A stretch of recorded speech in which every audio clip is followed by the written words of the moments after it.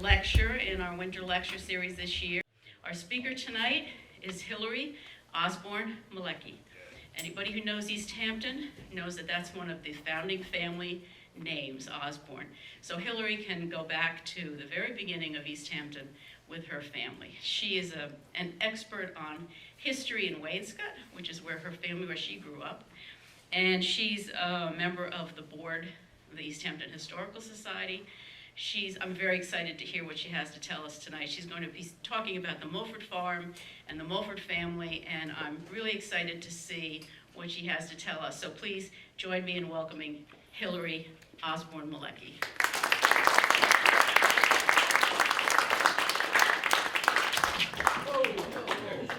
I'm here. Welcome. Thank you for coming out tonight to the final talk in the East Hampton Historical Society's Winter Lecture. Tonight we'll explore the history of the Mulford farm, the house and the farm, the people that lived there, and the story of how the farm transferred from a private home into a museum.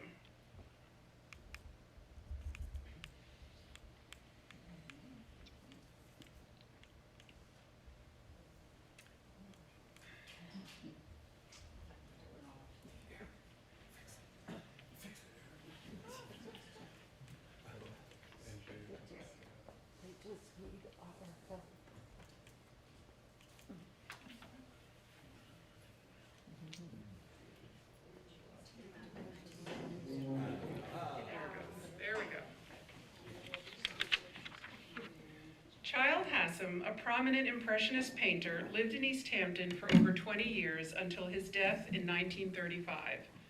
He spent many hours sketching at Mulford Farm. Hassam immortalized the Mulford farm in this sketch called The Heart of the Hamptons. He wasn't the first to coin the phrase. The town record from 1673 described this land as being in the heart of the town. For over 300 years, the Mulford house has stood the test of time, weather, and hurricanes, to retain much of its colonial character. All the while, the rest of the world has experienced great changes over the last 3 centuries. The story of the Mulford farm is a remarkable survivor story. It remains the most intact 17th century building in the village.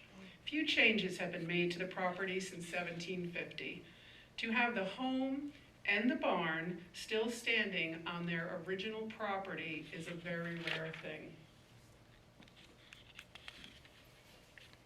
If you're going to talk history, I thought I should start with Hugh King, the town crier, seen here opening the mill at Home Sweet Home next to the Mulford farm. I asked Hugh what, in his opinion, were the 3 most important things about Mulford farm. Hugh said, number 1, the barn. We still have a barn dating from 1721. How great is that? The Mulford barn is one of the most intact early 18th century barns in New York State and is recognized as an outstanding example of early 18th century construction methods and materials.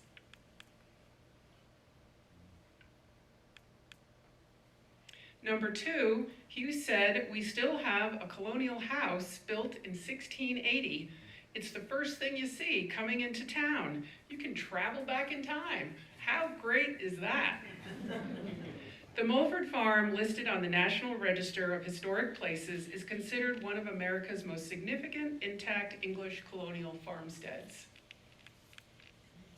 And third, Hugh said, we still have an original parcel of land preserved. How great is that? Although its acreage has been diminished from approximately 13 acres to just shy of 4 acres today, it is still reminiscent of the long, narrow lots that characterize the settlement known as Maidstone in the 1600s. Maria Dayton, born and raised in East Hampton, wrote her thesis at the University of Pennsylvania in 2007 on Mulford Farm.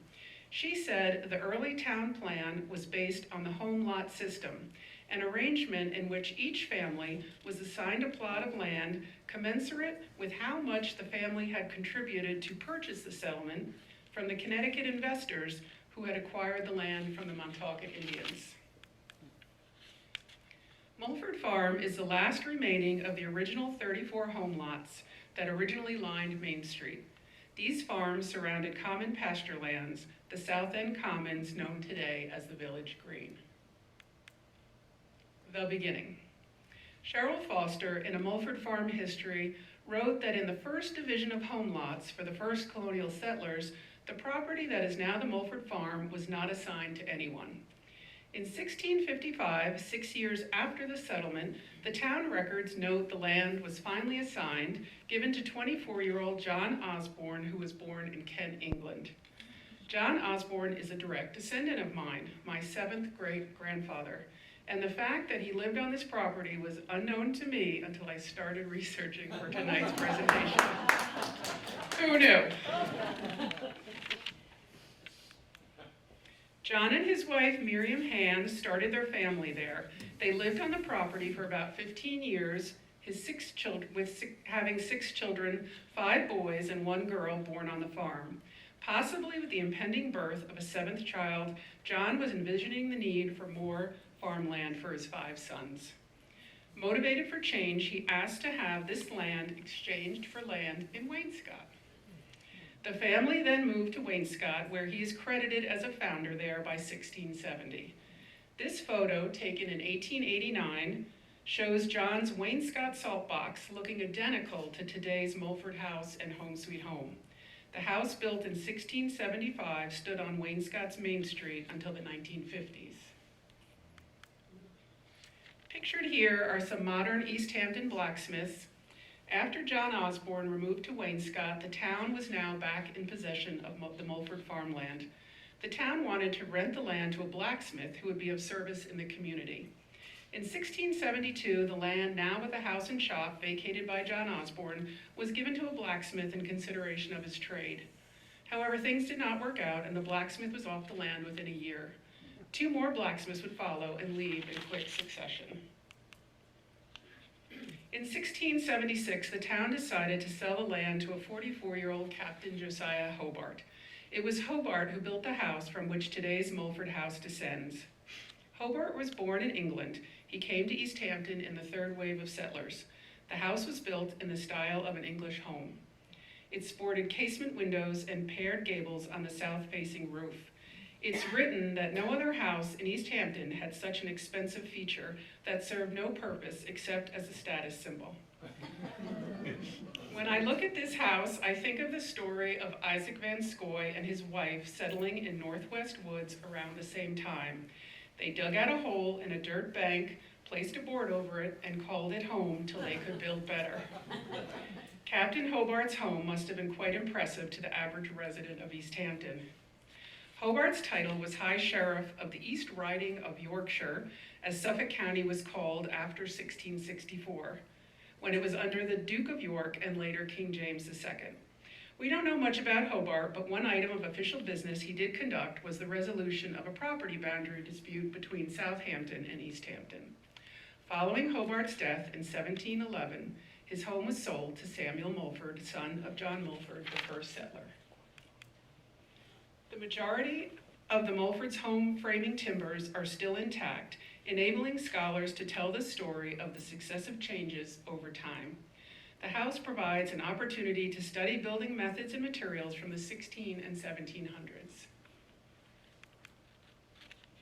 In the early 1980s, experts arrived to do a thorough analysis of the bones of the Mulford House.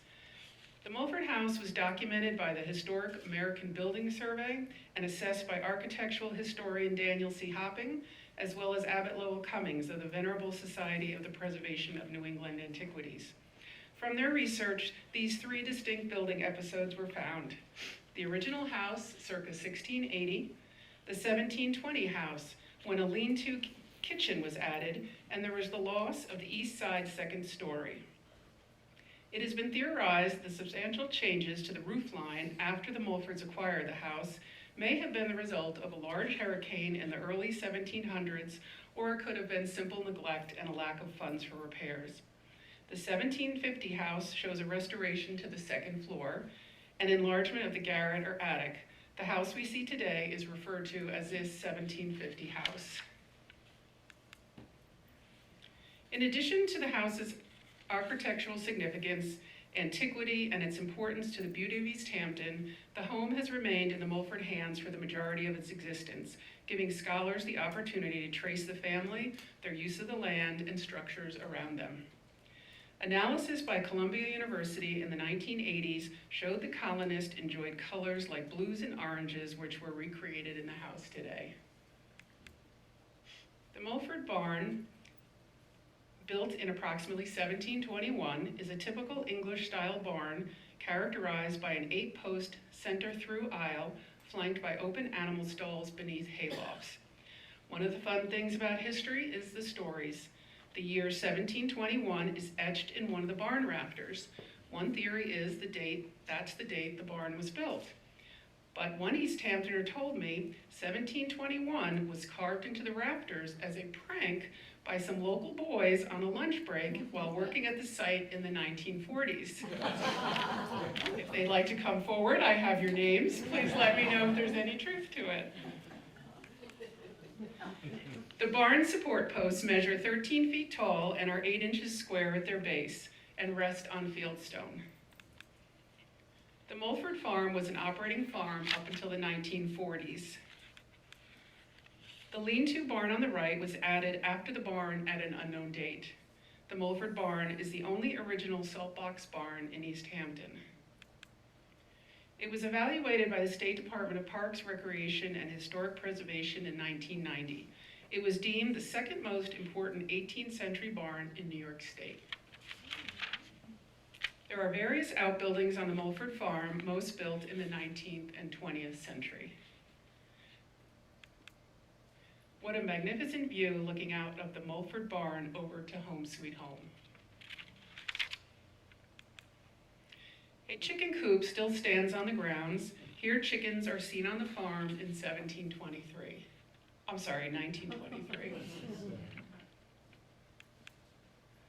This is a wonderful photo by C. Frank Dayton showing John Mulford on his farm.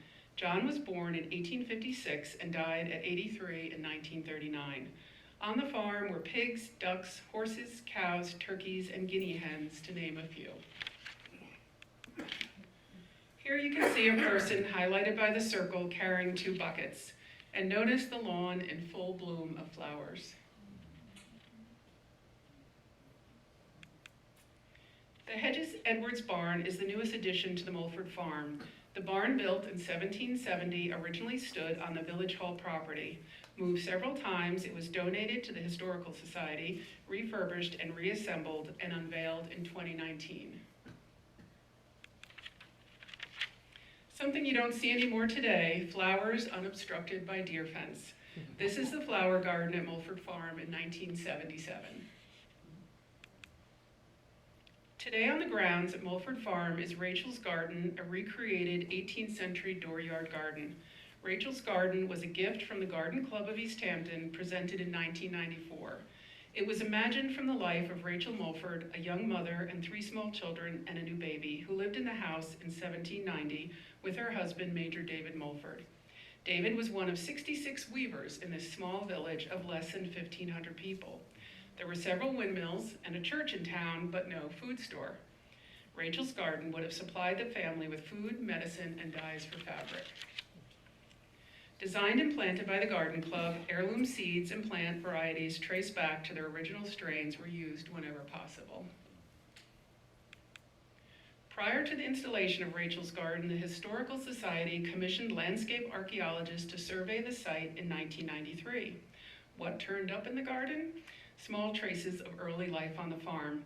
Buttons, a glass bead, fragments of clay pipes, a thimble, clay pottery, a bone-handled fork, nails, ceramic pieces, earthenware, creamware, pearlware, and delft, and a large amount of butchered cow and pig bones.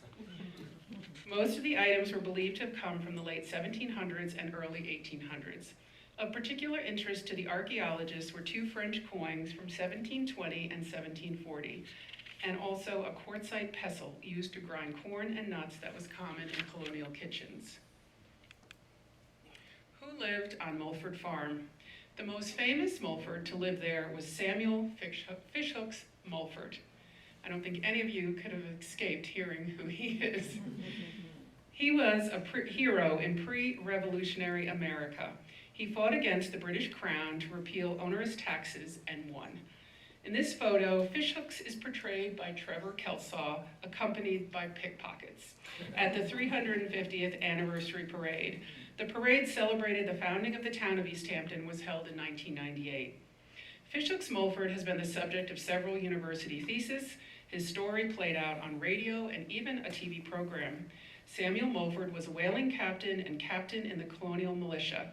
He served as town trustee and town recorder, and built the first warehouse and wharf at Northwest Harbor. Amazingly, his political career did not begin until in his 60s.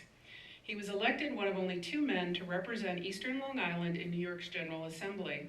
For the next 15 years, he would work tirelessly to secure fair representation for Suffolk County.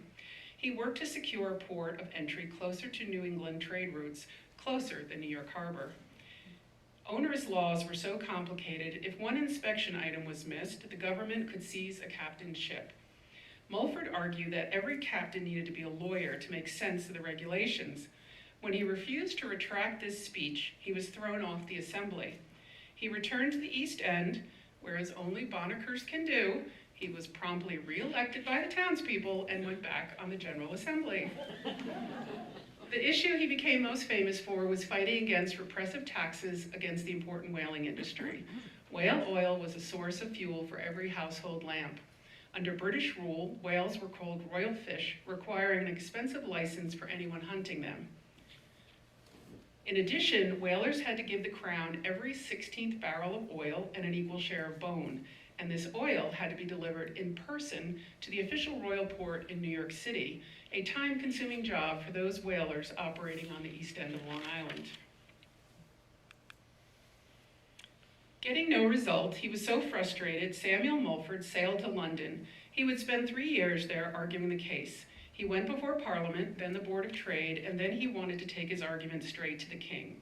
Standing at the gates one day, he was pickpocketed. He then came up with the idea of sewing fish hooks in his pockets to thwart the pickpockets.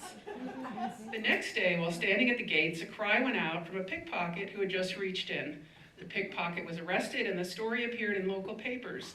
Word got back to the king about the clever gentleman from New York, and it was believed this tactic got him an audience with King George I.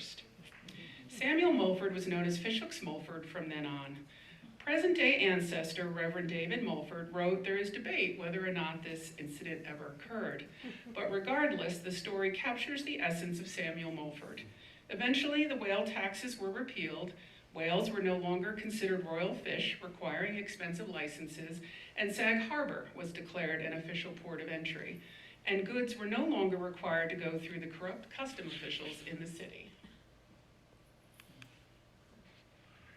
This coat is believed to have belonged to Colonel David Mulford, Fishhook's grandson.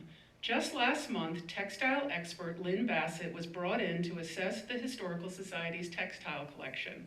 She took these pictures, calling this coat a rare and fabulous survivor from the American Revolutionary period, a red wool broadcloth coat. The huge brass buttons were the height of fashion in the 1780s. This was an expensive coat belonging to a wealthy person. The fabric would have cost a working man's wages for a year. Known as a scarlet coat, so similar to the British redcoats' military uniforms, some might think Mulford a loyalist to the British, but that was apparently not the case. Red was a popular color, and this was an impressive coat, no more, no less. Jason Nauer, another textile expert, authenticated the coat some years back and has a 30-minute YouTube video about this very coat, calling it a national treasure. What was happening at Mulford Farm during the American Revolution? In 1774, in response to increasing hostilities at the Boston port and a fear that the British would come to East Hampton for their large stock of cattle and sheep grazing at Montauk, a Suffolk militia was organized with Colonel David Mulford leading the regiment. Colonel Mulford was the owner of the scarlet coat. He was elected to represent the town at the First Continental Congress in Philadelphia. Here, the Articles of Association were drafted. By signing the articles, an individual was pledging loyalty to the colonies. In East Hampton, every able-bodied man signed the Articles of Association. After independence was declared on July 4th, 1776, the Battle of Long Island played out in the Brooklyn area. This battle was a signal to Americans that victory was not going to come easy. The Continental Army, after various setbacks under the direction of General George Washington, surrendered New York to the British Army in August 1776. East Hampton would be left to languish behind enemy lines for the next 7 years. The Mulford House weathered through the British occupation of East Hampton from 1776 to 1783. Residents of Long Island, now under British rule, were required to give an oath of allegiance to the Crown. In one story, Colonel Mulford initially refused to give this oath. The British troops surrounded the Mulford House. He was threatened with imprisonment. He signed. Fearing reprisals to New York citizens who had signed the earlier Articles of Association, the New York Provincial Congress encouraged residents to flee to Connecticut, taking their families, slaves, servants, belongings, and livestock with them. 171 local East Hampton families fled their homes. Colonel Mulford was one of the group who became known as the refugees of 1776, fleeing to Connecticut. He died in Connecticut of smallpox, never to return home to East Hampton. His son, Major David Mulford, was believed to have stayed at Mulford Farm through the occupation. The last of the British departed in 1783. Those returning home to East Hampton found a desolate landscape, their livestock gone, fields and woodlands in shambles, and their houses run down. In the early 1980s, the Historical Society brought in Timothy Breen, a history professor, to research East Hampton's history from an outsider's perspective. Professor Breen learned that in early 1700s, Suffolk County had the largest population of African Americans in the New York colony, with the exception of New York City. In 1687, an East Hampton census listed just less than 5% enslaved African Americans. In 1698, African Americans represented 21% of the population of Suffolk County. With no plantations or labor-intensive economies, most worked as domestic servants. Documents associated with slavery in East Hampton are on display through the end of the month right here at the East Hampton Library. The exhibit displays documentary evidence of the presence of hundreds of black slaves owned by wealthy local residents, including some of the region's founding families. The exhibit displays this runaway ad placed by John Mulford in July 1773 for a man named Prince that he enslaved in East Hampton. It's hard to pin down facts and evidence when it comes to slavery in East Hampton, but in the case of the Mulford Farm, there are numerous sources over different periods of time offering specific evidence of slavery at the farm. The Plain Sight Project works to identify enslaved persons. They have found records for enslaved persons on Mulford Farm named Shafar and Sharper in 1723, Rose in 1724, Joe in 1764, Abigail 1773, Prince and his son Depp in 1779. The late Jeanette Rattray, editor of the Star, wrote in 1945 that the Mulford house had 2 attics and 2 sets of stairs, the back stairs leading to the slaves' room. She wrote East Hampton had slaves till New York freed them in the 1820s. The last African-American woman to work at Mulford Farm was named Zilpha. She was believed to be a descendant of slaves and was still well remembered there in 1945. A new church in town. A historic meeting occurred at Mulford Farm in 1715 to discuss building the second town church. The larger church shown here was built 2 years later, where Pondview Lane and Guildhall are today. Over the Mulfords' long history on the farm, they would occasionally rent out the property. One Mulford widow, unable to afford the upkeep, rented the property for 15 years, ending in 1831, to the minister of the town church, Reverend Ebenezer Phillips. The farmland was rented to Jeremiah and Samuel Miller. The Phillips' only daughter is believed to have been born on Mulford Farm in 1815. After Reverend Phillips left in 1831, the Mulford Farm briefly came out of the Mulford family. It was sold to Zephaniah Hedges. His son, Judge Henry P. Hedges, recalls begrudgingly leaving his childhood home on Wainscott Pond to move to East Hampton to be closer to his new school, Clinton Academy. Legend has it the boys attending Clinton Academy took their meals at the Mulford house. In 1949, an elderly woman wrote a letter to the Star detailing her memories boarding as a child at the Mulford farm. She wrote, in 1869, great were the pleasures of farm and ocean after life in the city.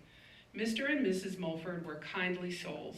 The picket fence was lined with phlox, as it was Mrs. Mulford's favorite flower. How well I remember the windmill, the pond, and the procession of geese.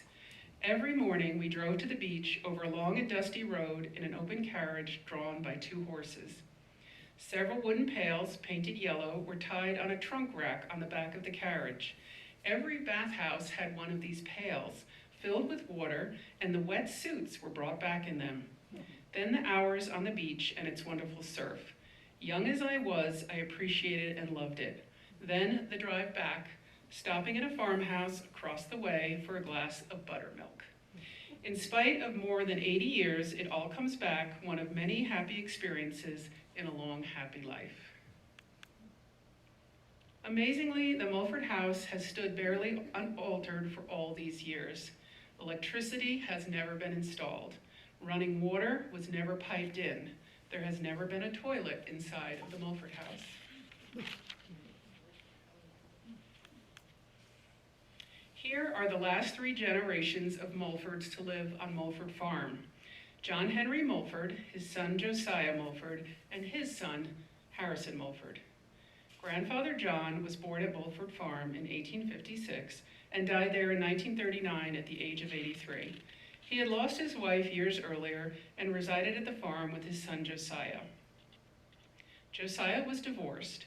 Harrison spent time living with his mother on Egypt Lane and on the farm with his father Josiah. 5 years after Grandpa Mulford died, his son Josiah Lester Mulford died, age 54, in November of 1944. His obituary in the Star said for many years he and his father lived alone together in the picturesque old house overlooking the village green. He farmed his own land until his declining health caused his retirement. He was a member of the Presbyterian Church and the East Hampton Fire Department.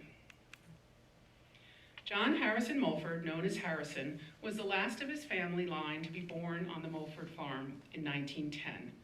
The only child of Josiah and Bessie King Mulford, the 8th generation Mulford to own the property.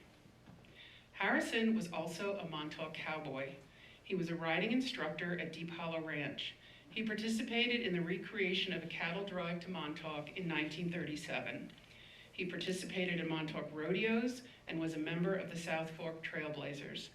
He would also ride the Summer People's horses at jumping competitions in New York City.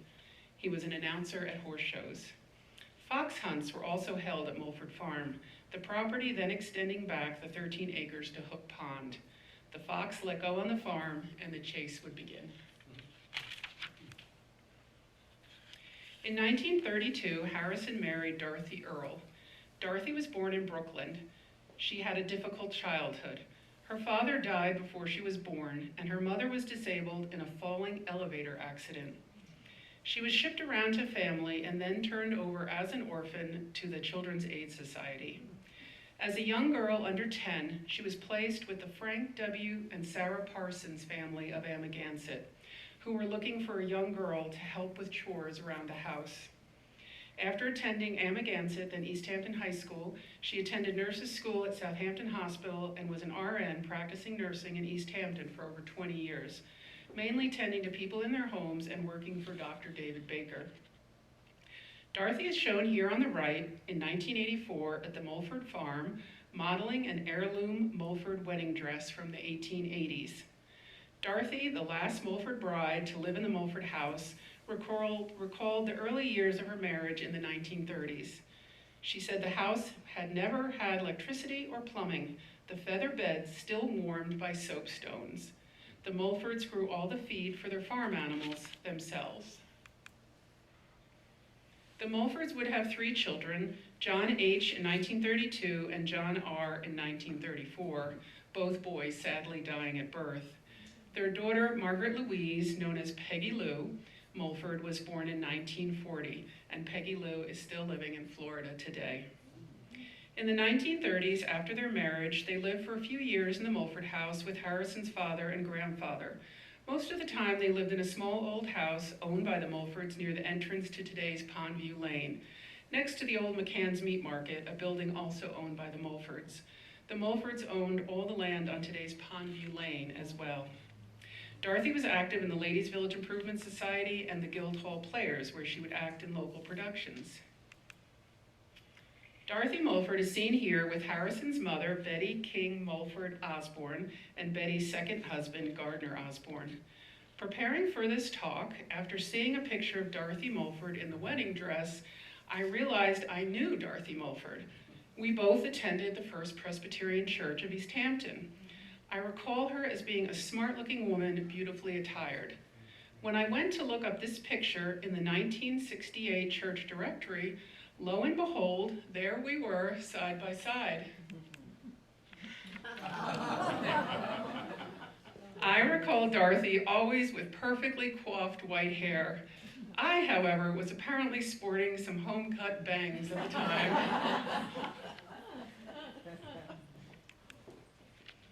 In a short time, Harrison's grandfather died in 1939, then his father in 1944. By 1945, Harrison Mulford owned the Mulford homestead, a home in need of major repairs. Reportedly, the two older men did not make taking care of the house a priority, and as many farmers are, they were land rich but cash poor. In April 1945, the editor of the Star, Jeanette Rattray, asked Harrison Mulford for a tour of the house. As her son, young Everett Rattray, was doing a school report on old houses, he had read that plaster walls were made of clamshells and cow hair and wanted to know if this was true. Harrison Mulford didn't like to give tours of the house. One reason was a 300-year-old plaster ceiling had recently collapsed. He consented to the tour, giving a piece of the collapsed ceiling to Everett, who could indeed see the cow hairs as clear as if they were added yesterday. The kitchen still had the butter churn that Harrison worked as a boy, and on the floor, Jeanette wrote, lay a striped carpet weaved by Native Americans. Jeanette reported that Harrison, his father, and his grandfather were regularly pestered to death by curiosity seekers who would knock on the door hoping for a chance to see the house. Harrison was a tall 6'2", seen on the right, smoking a pipe. His wife said he had 35 pipes. The East Hampton Historical Society is the owner of the Mulford Farm property today. What happened back in the 1940s, 75 years ago? How did it come to be that the privately owned property of Harrison and Dorothy Mulford transferred to the Historical Society? Was it a simple transaction, a family leaving their house to the Historical Society? No. Let's see. In July 1945, the LVIS held a parade to celebrate their 50th anniversary. Young Peggy Lou Mulford, pictured here, rode her pony in the parade. Her mom, Dorothy Mulford, holds the reins. On the world stage, World War II was raging. 19 days after this photo was taken, Japan would surrender, bringing an end to the war. A month after the parade, September 1945, the Mulfords began repairs on the home. They were afraid the next hurricane would take the house down with it. Harrison repaired the outbuildings and added some farm animals. He replaced the picket fence at the front of the property. Apparently, the previous fence was quite dilapidated, and the Star reported that townspeople were delighted to see a new fence and fresh improvements being made. They cleaned out the attic, possibly for the first time in a century, some said. The Star reported they threw out a wagon load of moth-destroyed clothing stored in ancient trunks. The operation was overseen by Morton Pennypacker, who took important books, letters, and documents to the East Hampton Library. Harrison and Dorothy Mulford then removed all the furniture they wished to keep and held a 2-day sale on October 4th and 5th, 1945. Now that's a sale I would have liked to have been at. I wonder if more people came to finally get a peek in the old house, or if they came in hopes of buying a Mulford heirloom. In 1945, a victorious feeling was about town with the end of the World War II. However, changes in the community were underway. The Domini shops on North Main Street were sold, the center of the building torn down, and a parking lot to go in its place. At the same time, news was out that the sheepfold in front of the village post office was to be sold. A gas station was proposed. Mrs. William Carter Dickerman would step in and purchase the sheepfold property, saving it as the landmark it is today. Did the Mulfords decide now to sell to the Historical Society? No.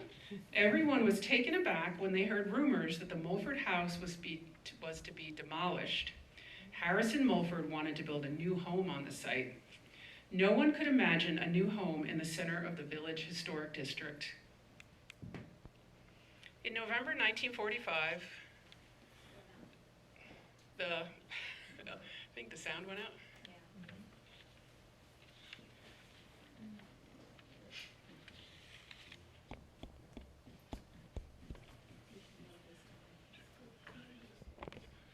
Maybe the battery.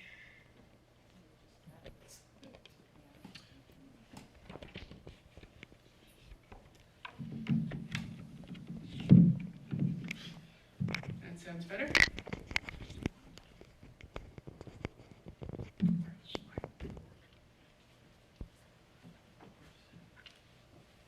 In November 1945, the LVIS was moved to take an unprecedented step of making an offer on the property. The Mulfords entered into agreement to sell the Mulford house to the LVIS for the sum of $5,000. Under this arrangement, the property would continue to be owned by the Mulford family. The LVIS would have a lease of 3 years and the right to remove the house from the property. 3 weeks after the agreement was drafted, the Mulfords changed their mind. In a letter to then LVIS President Michelle Bouvier Scott, Dorothy Mulford said they could not part with it. They now planned to repair it and make it a home again. Dorothy Mulford, a member of the LVIS, was present at the LVIS meeting when the new course of action was announced. She thanked the LVIS for making the family aware of what they were going to give away. She assured them the house would be restored in a fitting manner. Harrison Mulford had abandoned his plans to demolish the old house, and he would abandon his plans to build new. In 1946, however, he realized he was not selling Mulford Farm, nor was the house suitable to live in, yet he needed to pay the property's upkeep. He came up with the idea of a riding academy. He reportedly invested a large sum of money to add on to the barn and announced the opening of a riding academy in April of 1946. In this photo, the sign marked with the arrows says Mulford Riding Academy. Harrison bought 17 horses. Both he and his wife Dorothy would give riding lessons, Harrison Western riding and Dorothy English riding. Dorothy Mulford said the property at the time went all the way to Hook Pond. The field they gave riding lessons on behind the barn was the size of Madison Square Garden. Some neighbors were not happy about the stable. A commercial enterprise on a residential property in East Hampton Village? For the next year, the powers that be debated Harrison Mulford's property rights. The village came out squarely against him. No riding academy. Elevated to a Supreme Court justice at Riverhead, it was ruled the riding academy was non-conforming and his business had to cease. Then, in a move that confused most, the case was brought back before a local body. Harrison Mulford asked the East Hampton Zoning Board of Appeals for a variance. The local appeals board ruled he could have a 5-year variance to operate a riding academy. Furious, the village and its mayor, Judge Bannister, sued to overturn the appeals decision. The case then went before a Supreme Court justice in Nassau County. That judge affirmed the appeals board's decision. Harrison Mulford would be given a 5-year variance to run a riding academy on his ancestral land. It was ruled that the property with a building over 100 years old could not yield a reasonable rate of return if it was used only for the purposes allowed in a residential zone. The court found the owner was in the unique and unusual position of finding himself with an ancient homestead with old buildings without modern improvements. After their contentious local zoning battle, the Mulfords spent the winter in Florida. By April 1947, on the return to East Hampton, Harrison decided to sell off his horses and equipment and discontinue the riding academy after less than a year. His health was deteriorating. He sold all the horses at once, which his wife Dorothy said broke her heart. 2 years after their first attempt, the Mulfords again began discussions to sell the Mulford farm. Did the Mulfords decide to sell to the Historical Society? No. The Mulfords again offered the Mulford farm to the LVIS in the fall of 1947. with a new price tag of $40,000. This offer was rejected by the LVIS. At the same time, on the 12th of December 1947, Harrison and Dorothy Mulford hosted the wedding of Harrison's divorced mother, Bessie King Mulford, age 57, to widow Gardner Osborne, age 67, at their home on Main Street. Within days of the wedding and a month after their offer was rejected by the LVIS, Harrison and Dorothy Mulford very quietly entered into agreement on December 15th with the Brooklyn Museum. For $27,500, the Mulfords agreed to sell 2 rooms of the house to the museum. The remainder of the house would be torn down. The museum would disassemble the house, taking 2 of the main colonial rooms back for display at the Brooklyn Museum. They were particularly interested in the interior woodwork and exposed beams and wanted to display the 2 rooms as an example of colonial architecture. It was apparently several months before the townspeople learned of this agreement. The following year, 1948, was the 300th anniversary of the town of East Hampton. Elaborate plans were underway to celebrate the town's history. It was to be a summer like no other. The committee of the 300th anniversary celebration and its chairman, Ralph Frood, wrote a letter to the museum trying to determine if the rumors were true, and asked them not to tear down the Mulford house and remove the rooms right when the pageantry of the village would be taking place on the green. They did not want festivities to be marred by such a painful operation. For 3 days, at the end of August 1947, the Mulfords held another sale at Mulford Farm to liquidate the contents of the house. In April 1948, in a letter to the Star, a writer explained a plan to save the house, exactly as it is: no museum, no electricity or plumbing, to be maintained as an example of how our ancestors set up their houses and farms in the 1600s, and the place maintained wholly as a picture and to delight the eye. The writer continued, no other village or town in America could equal such an untouched example of a 17th century farmhouse as we would have in our very midst.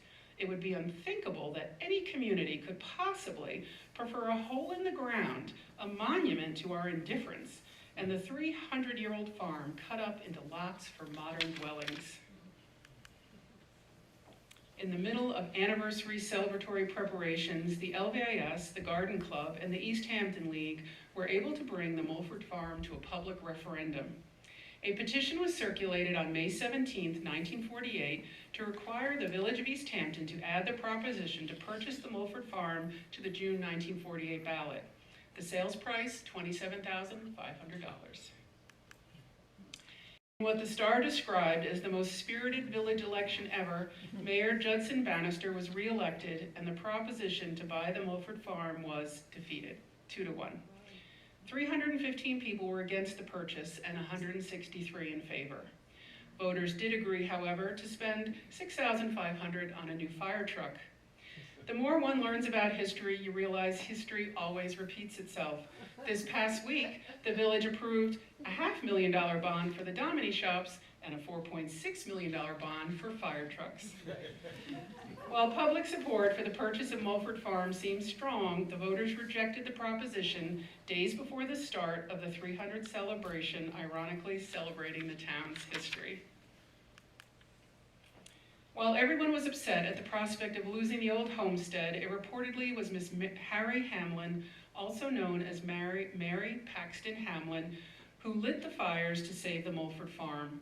With the LVIS support, Mrs. Hamlin, Mrs. J. Edwards Gay Jr., and Mrs. Percy Skank paid a deposit and secured an option to purchase the Mulford Farm from Harrison Mulford. They were given 2 weeks to raise the money to buy the home. And as luck would have it, an LVIS member was also on the board of the Brooklyn Museum. After bending her ear, they secured the museum's support to release their contract on the Mulford house if responsible parties in East Hampton could be found to purchase and preserve it. I find these women's quick thinking, strategizing, and willingness to legally enter in a purchase action to be quite remarkable, considering it was the 1940s, a time when women were only known by their husband's name, when few career paths were open to women. These women stepped up and got her done. Hamlin was described as a dynamo of energy who did a great deal for East Hampton. Mary was instrumental in purchasing Home Sweet Home 20 years earlier. She enjoyed purchasing and refurbishing many of the most notable houses in East Hampton: Stony Hill Farm and Miss Amelia's Cottage in Amagansett, Rowdy Hall, Gansett House, and the Hedges Inn. Along with a group, she also once owned the Sea Spray Inn for a time. Helen Semple Amadon Gay became a partner with her son in the Amadon Gay Insurance Agency after the death of her second husband. Long active in civic affairs, she was involved with Guildhall since its start and with the LVIS, where she was the secretary for many years. Mrs. Hallie Skank was described as a leader in East Hampton civic affairs and wife of Percy Skank, who founded the Skank Fuel Oil Company here in town. Some of you may have known their son, the late Kennel or Ken Skank, and his wife Ginny, pictured on the right. In June, after voters turned down the proposition, realizing there was no time for the collection of small donations, 3 members of the East Hampton Historical Society, Percy Ingalls, John Cole, and H. Jackson Stark, sprung into action. They quietly secured the money before the option expired. 40 initial contributors, all from the Maidstone Club, contributed over $30,000 within 10 days for the purchase and preservation of the old house. Mary Paxton was reported to have gone from beach cabana to beach cabana at the Maidstone Club collecting money. The newspapers reported the historic farm was saved for posterity. A 1948 editorial said, "One day people will be glad the Mulford home remained intact and was not torn down and partly carried away to Brooklyn, leaving an ugly hole in the ground." The Mulford farm is part of the vista that gives East Hampton its unique historical character. Another 1948 editorial stated, "The village green and its setting will look the same to our grandchildren as it does today. It is something unique, something every visitor exclaims about. It is something peaceful and homey and good to grow up with." The plan at the time was always for the LVIS to run the Mulford farm. The last twist in the tale is that the LVIS had no officially recognized tax-free status. So the ownership of the Mulford farm was turned over to, you guessed it, the Historical Society, with the understanding they would then lease the building to the LVIS, the grounds to be used for the annual LVIS fair, and the barns for LVIS storage. On August 29, 1948, the East Hampton Historical Society received the deed to the Mulford farm. Clifford Edwards, pictured on the left, did the legal work on the purchase. Next is Percy Ingalls, who led the effort for the Historical Society.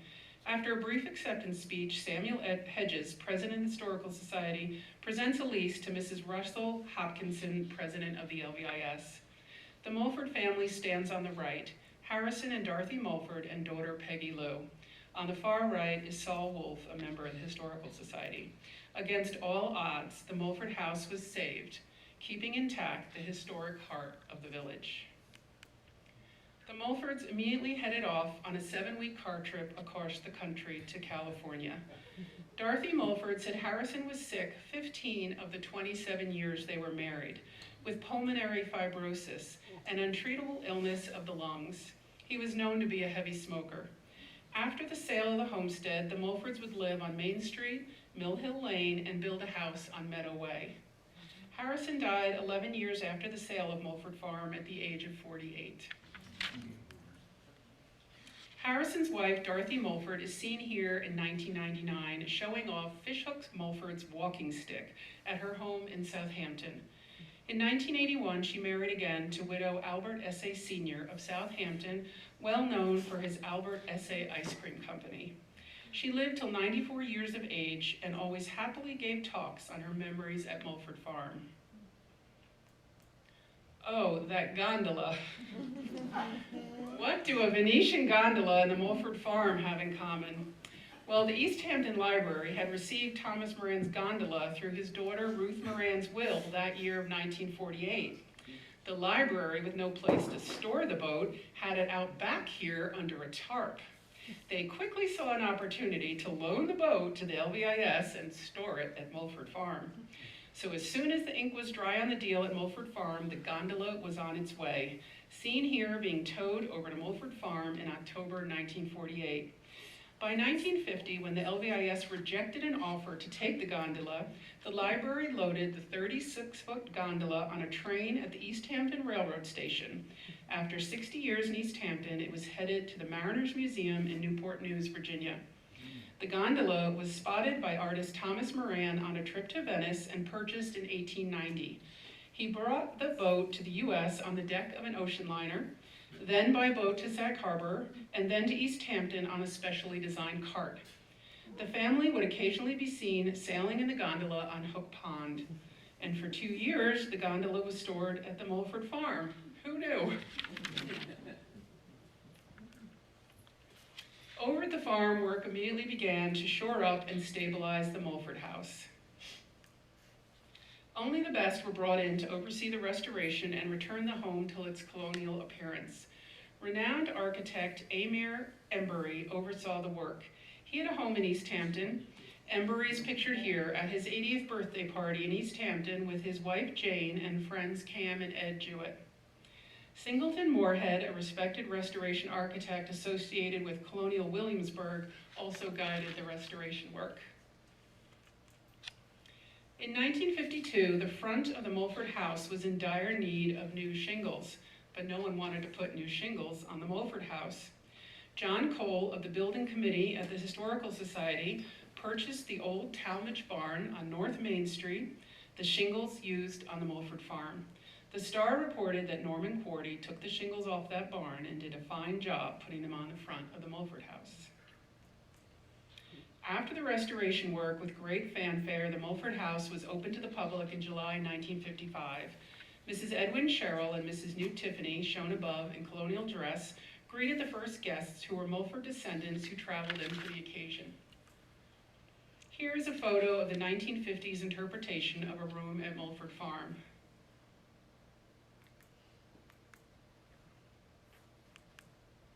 Now the Mulford's colonial house was open for everyone to have a look. Minette Hobart Loomis was the second wife of physicist Alfred Loomis. She was active in the Historical Society at the time. Her husband Alfred created Loomis Laboratories in Tuxedo Park, New York. His contributions, along with an assembled group of renowned scientists in the field of radar and the atom bomb, are credited in helping end World War II. He and Minette retired to their house on David's Lane in 1947. N. Cheryl Roy Durstein and Minette Loomis here tour the home. Pictured here, Historical Society member Roy Durstein checking out a Mulford telescope. In the 1950s, the townspeople rallied, donating or loaning heirloom furniture to the Mulford House Museum. George Baker Strong, pictured here, was related to William Mulford. He supervised the collection and placement of furniture pieces in the house. Richard Corwin and Frank Eldridge assisted. After the purchase of Mulford Farm, the LVIS would move their fair from the village green to the Mulford Farm. Many of you most likely have fond memories of the LVIS's summer fair at Mulford Farm. Above is a stagecoach ride at the 1964 fair, and below, the fair booths lined up on the farm lawn in 1963. An LVIS fashion show in the shadows of Home Sweet Home Windmill in 1962. This is a wonderful photo by Eunice Juckett of the fairground entrance to Mulford Farm, most likely in the 1940s or 1950s. The LVIS Fair would be held at Mulford Farm for 40 years, from 1949 through 1989. Here the lunch sign says a sandwich was 10 cents and iced coffee 20 cents. The last LVIS Fair was held at Mulford Farm 33 years ago.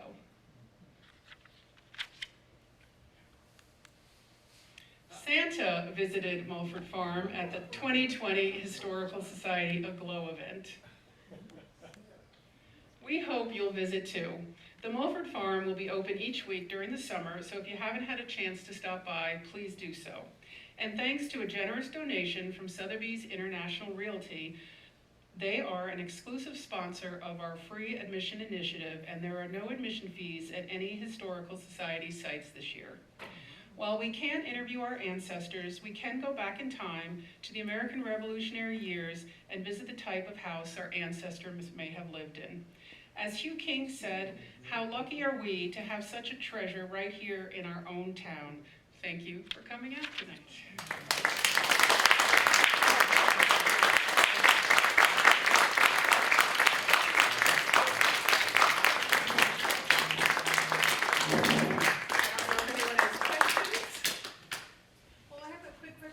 I'll see if I can answer them.